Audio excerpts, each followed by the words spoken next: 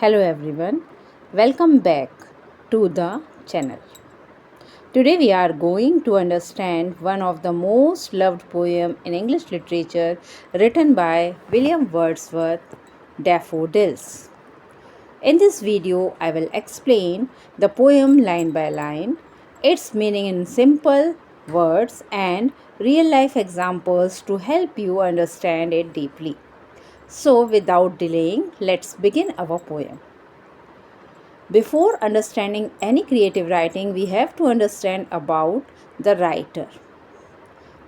So, the poem is written by William Wordsworth, who is known as the nature poet as well as the romantic poet, who loved nature deeply. He believed nature has a power to heal our mind, to bring peace, and give us happiness too. Stanza 1 of this poem, the poem is going to be autobiographical. Here, the poet says that I wandered lonely as a cloud that floats on high over vales and hills, when all at once I saw a crowd, a host of golden daffodils. Beside the lake, beneath the trees, fluttering and dancing in the breeze. Now we are going to understand the meaning of this stanza. In the very beginning of this particular poem, the poet addresses himself and he says that he is walking alone and feeling lonely. As when we walk alone without any friend, what we feel? We feel empty. We don't have anyone to share our feelings. Like that, poet is also feeling lonely. Where he is wandering? He is wandering here and there, like a cloud. In this stanza, poet has compared himself with the cloud. And what he says that float on high over valleys and hills means he compares himself to a cloud which is floating high above valleys and hills.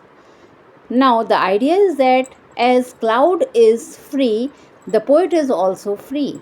But like the cloud, he is also lonely. When all at once I saw a crowd means suddenly when he was walking he saw a large group of things. And what are these things? These are the flowers of daffodils, a host of golden daffodils. Host means huge number of, large number of a thing. Here the poet says that, and he suggested that he saw the group of large number of yellow colored daffodils beside the lake beneath the trees. Now he tries to share the situation where he find those articles. He says that the flowers are near the lake and they are growing under the trees, fluttering and dancing in the breeze.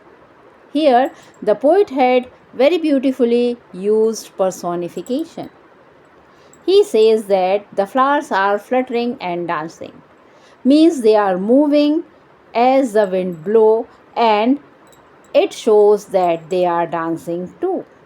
Like when we hang the clothes in the windy area, what we find is that they are shaking like they are dancing. In the very gist of this particular stanza, we can find that the poet is wandering here and there like a free cloud but lonely, and suddenly he saw the group of or large number of yellow colored daffodils which are growing under the tree and near the lake. What they are doing, because these are the breezy days, so they are dancing and they are shaking and moving themselves. Now we come to second stanza. Continuous as the star that shines and twinkle on the Milky Way, they stretches in never-ending line along the margin of the bay. 10,000 saw at once, tossing their heads in sprightly dance. What happens here? The poet says that continuous as the stars that shine, the flowers' line are endless, like the star in the sky. and they are sparkling, they are shining like the stars are twinkling in the Milky Ways. Here, the poet compares the golden daffodils with the stars. Now the color is changed. Here he finds white colored daffodils which have endless line.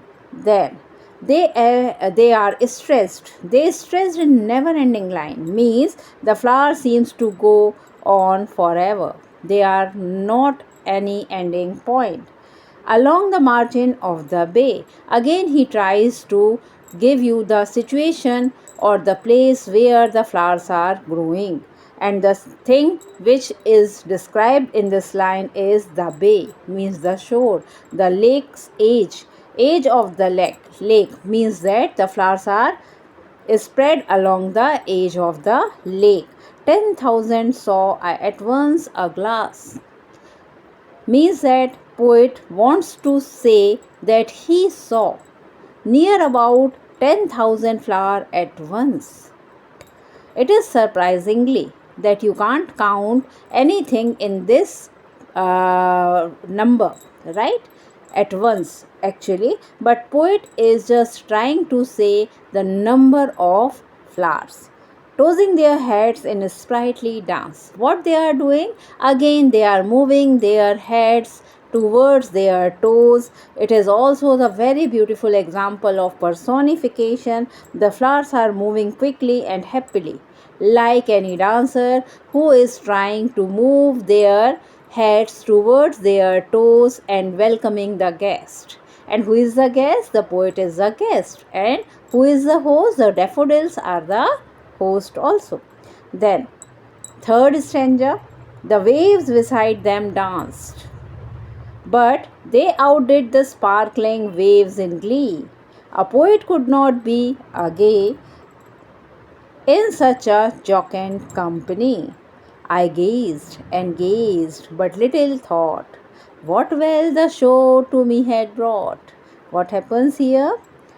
Here, the poet again says, even the water waves look like they are dancing. The waves beside them danced, means the flowers are dancing, but the waves which is coming from the lakeside, they are also moving there like that. They are dancing, but they outdid the sparkling waves in glee. The flowers are happier than the waves, means that waves are moving in slow motion, but the flowers are moving sprightly and quickly. So the happiest thing is that the glee is the happy place instead of lake. Then a poet could not but be gay. The poet cannot help but feel happy. Here the word gay represents happiness of the poet, because he is alone in the very beginning of the poem, but now he has some kind of company which is enjoying his hosting. That in such a jocund company, being with such cheerful flower makes him happy. He has this company that's make and changes his mood. I gazed and gazed, but little thought. What happens to the poet? He keeps looking at the flowers without thinking deeply. He just trying to grasp the situation, behold the situation in his mind. What well the show to me had brought. He thinks, and he does not realize at that time how valuable these moments are for his future time. Wealth means happiness, not money. Last stanza, fourth stanza. For often when on my couch I lie.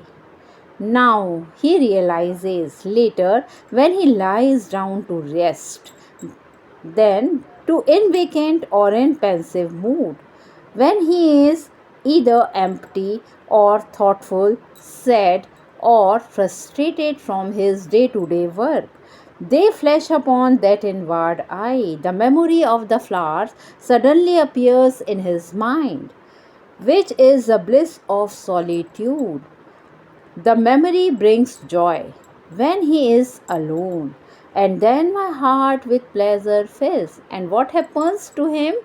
Though he is in sad mood, the heart becomes full of happiness by memorizing this day and dance with the daffodils. He feels as if he is also dancing with the flowers again.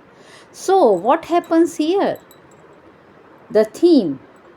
The theme of this poem has happiness. And what kind of happiness? Nature brings happiness. Memories are powerful. It is the main and magical thing which Wordsworth describe here.